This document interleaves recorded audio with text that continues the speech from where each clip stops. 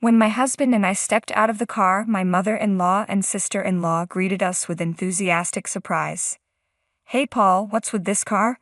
It's amazing," they exclaimed. "I'm glad you finally decided to join our side of society, but it's quite a leap to buy such a luxury car out of the blue." My husband chuckled and responded, "This isn't my car. It's Jasmine's father's." "What?" my mother-in-law and sister-in-law gasped in unison. As my parents emerged from the car, my in-laws were taken aback by their attire. They were dressed in expensive-looking suits that seemed familiar. "Why are Jasmine's parents dressed in such high-end brands?" they wondered aloud. "I'm Jasmine, a 28-year-old office worker, and I married my husband Paul last year. Paul has always been kind and attentive to me. I was thrilled to marry him, as we share household chores equally since we both work. Paul has lived alone for a long time and is excellent at managing the house. In fact, he's an even better cook than I am, depending on the dish.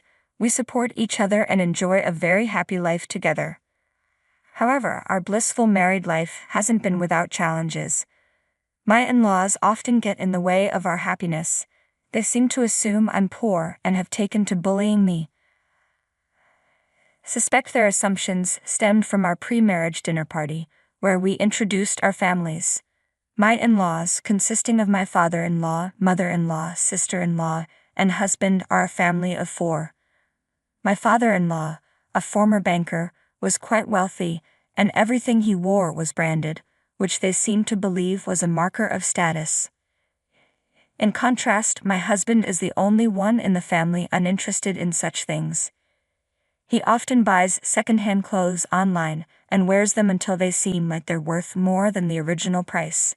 So when I met my in-laws, their tastes and personalities were completely different from what I had expected, given my husband's more modest approach. I even began to wonder if my husband might have been adopted. It seemed that his long period of living alone was due to his differing values from the rest of his family. He started living independently as soon as he entered college, partly because his family equated wealth with worth. When my in-laws and sister-in-law first met me and my parents, they left a very poor impression. My father runs a small factory, and once they learned this, they ridiculed him. They seemed to believe that because my father's factory wasn't a well-known brand, it must be insignificant and surely poor. They dismissed him outright, implying that a major bank would never offer him a loan. Despite this being our first meeting, their dismissive attitude made me question their character. I would have been furious if Paul hadn't apologized to me beforehand. Paul had already briefed my parents on the situation, so they remained calm even as my in-laws made derogatory remarks about us. It's true that we run a small business, but we manage to keep it going and pay our employees' salaries. My father's company may not be large, but we take pride in our work. When they inquired about my brother, they learned he wasn't available as he was working. They asked if he was on a business trip or working for a reputable company. My father mentioned that my brother works for our family business, which elicited a round of laughter from my in-laws. "So it's a family business?" they mocked. "A family that can't even take a day off must not be running things very well." They continued to make disparaging comments about my family, despite Paul's repeated attempts to shut them down. Eventually, Paul had to end the gathering to stop the abuse. This experience left me with a very negative view of my in-laws. They mocked my family and showed little respect. Despite this, my love for my husband was stronger than any objections. I chose to marry him, despite the challenges and prejudices from his family. As long as I stayed out of my in-laws' way, my husband and I could live peacefully and happily. In fact, Paul shared my frustration with his family's attitude and avoided them as much as possible. We only visited them when absolutely necessary. However, about a year after we got married, it seemed they grew weary of our absence. They began pushing us to interact with them more. My mother-in-law and sister-in-law started coming over frequently, often voicing their grievances and criticisms. "Paul never comes home," they complained. "She must be trying to keep him from visiting us. I bet she's envious of our lives." Well, it's no surprise. We live differently from people who are less fortunate. But she should at least give us a grandchild soon. If she doesn't produce an heir, she's nothing more than a gold digger. They would arrive shortly after I got home from work and leave before Paul returned. I usually got home early because of my job, but Paul often worked late and didn't get in until just before 9 p.m. During those 3 hours, my mother-in-law and sister-in-law would visit to berate me. They'd criticize our modest apartment, saying, "Paul works for a good company. You should be living in a nicer house." We felt our home was perfect for us, but they insisted on imposing their standards. They'd comment on the contents of our fridge, saying, "There's nothing fancy here. Where's the caviar?" And belittle me. Why did Paul marry someone so boring and financially strained? They'd threaten me, saying, "If you ever touch our money, you'll regret it. We'll make sure you're erased from society." Their visits were a series of insults and threats, leaving me feeling ridiculed and belittled before they eventually left. I planned to discuss the situation with my husband and hoped he would take action, but despite his efforts, my mother-in-law and sister-in-law continued their visits without showing any remorse. They began ambushing me at my apartment when I came home, making me dread returning each day. Their relentless criticism was taking a toll on me, and their persistence seemed unending. To cope, I spent time at a cafe until my husband finished work, so I could return home with him. However, my mother-in-law and sister-in-law's behavior only worsened. They'd complain, "You're like a pest, taking away Paul's freedom like that." It was even worse that they waited outside for hours to confront me, which made the situation more unbearable. Paul was so disturbed by their behavior that he even sought help from my father-in-law. Unfortunately, my father-in-law was no different from my mother-in-law. He remarked that having a wife from a less affluent background was unusual for them, and warned that our marriage might be at risk if things continued as they were. Frustrated and feeling cornered, I decided to take drastic measures. Though not something I wanted to do, I resolved to confront my in-laws directly. A few days later, Paul and I went to visit them. When we informed them that Paul was bringing me home with him, my in-laws were overjoyed. However, I was appalled when my mother-in-law greeted me with, "I'm so happy to see Jasmine for the first time in a long time. I don't know what kind of fun it is to be a wife-beater." Over the weekend, as we arrived at my in-laws' house by car, they rushed out to greet us, excitedly commenting on the vehicle. "Hey Paul, what's with this car? It's amazing.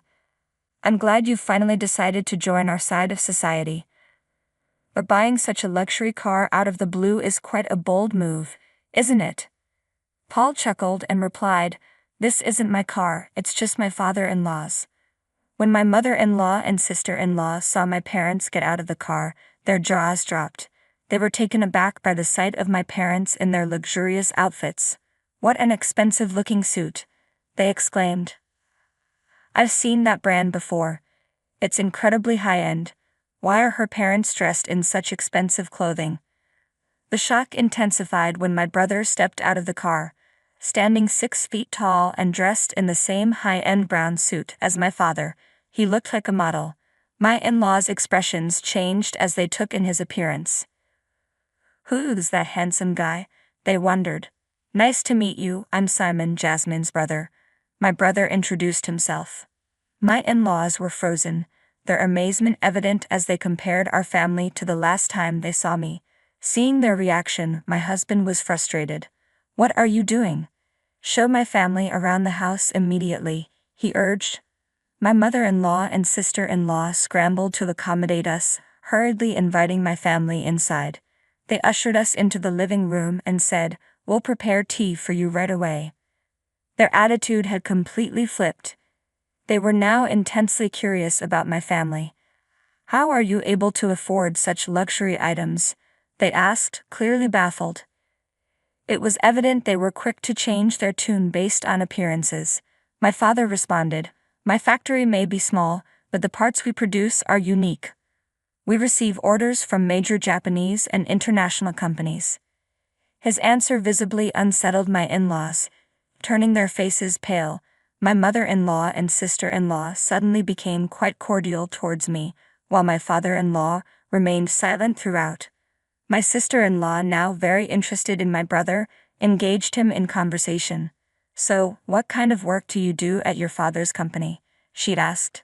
"I've always excelled in English and currently manage business meetings with overseas companies, which means I spend about half of the year abroad." "That's impressive," my sister-in-law said. "Are you single, Simon?" "No, I'm married," my brother replied. "That's too bad," she continued. "I think I'd be a better match for you than your wife. What do you say we go out for dinner sometime?" Her boldness was astonishing, and despite being taken aback, couldn't help but admire her audacity. However, I was determined to put her in her place immediately. My brother looked at me and gave a slight nod. He then addressed my sister-in-law. "Are you kidding me? You think you're a better match for me than my wife?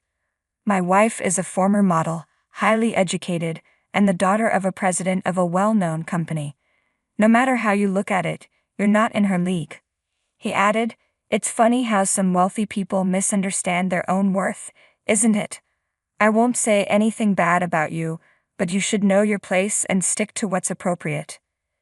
His words struck home, leaving my sister-in-law visibly shaken and speechless. She seemed on the verge of fainting from the shock. Finally, my father turned to address the situation with the rest of the family. "I don't care about the wealth of other families. While money is important, it's not the sole measure of a person's worth. We should focus on being human and not let our lives be consumed by material wealth." "I'm sorry for how we were today," my father said, bowing in apology. My in-laws were visibly stunned and quickly backed off. Since then, they've never tried to bully me again.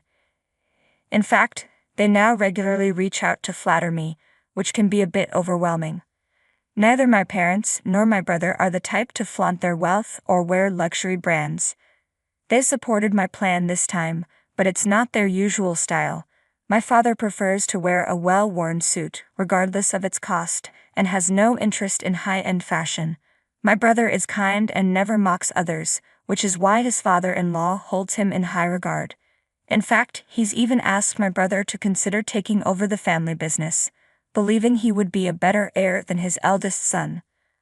I'm sorry for putting my family in an unfamiliar and uncomfortable situation. Everyone was exhausted by the time we got home. Thankfully, I was able to return to a peaceful married life with my husband. Since then, I haven't visited my in-laws, though my husband makes the trip to see them during Thanksgiving and Christmas. After that event, they seem to change. They no longer flaunt their wealth as they once did. It's possible they've lost their confidence, or perhaps they've genuinely repented. My husband even says he feels more at ease with them now. While I can't be certain they won't revert to their old ways, I'm grateful that the issue has been resolved. For now, I'm focusing on caring for my husband and family, and living with a sense of modesty. They once believed they were superior, but it turns out that other family members have achieved far greater success. The in-laws should reflect on their behavior. It would be humiliating to continue belittling others based on their financial status. I'm glad we addressed the situation, and I hope we can all continue to live in harmony and appreciate each other's worth.